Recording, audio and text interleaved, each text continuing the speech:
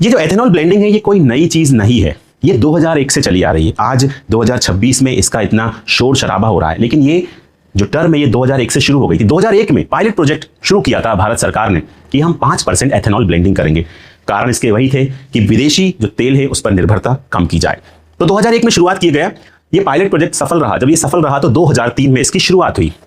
धीरे धीरे चीजें चलती रहीं, कभी 0.5% मिला रहे हैं, कभी 1% मिला रहे हैं, कभी 2% मिला रहे हैं।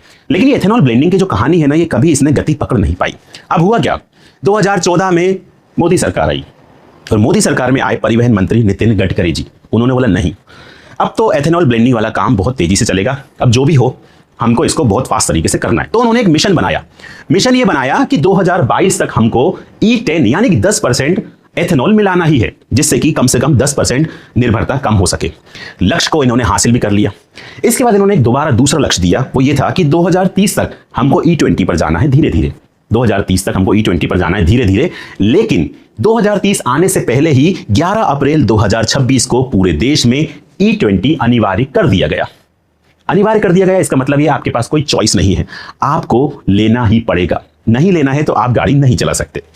ऐसी क्या हड़बड़ी हो गई कि लक्ष्य रखा था हमने 2030 तक का, और 11 अप्रैल 2026 में हमने इसको कंपलसरी कर दिया। सरकार के पास ऐसा क्या तरीके आ गए थे, ऐसा क्या मजबूरी आ गई थी जिसकी वजह से उन्हें ये सारी चीजें लागू करना पड़ा। कहीं ना कहीं आप इसको इस चीज से जोड़ के देख सकते हैं कि जो युद्ध हुआ था, जहां से पेट्रोल की कमी आई थी, सरकारी कंपनियों को जो नुकसान हुआ था, कहीं ना कहीं सरकार के मन में ये चीजें आई कि जो चीज हम 2030 में करने वाले हैं, क्यों ना हम उसको अभी कर दें।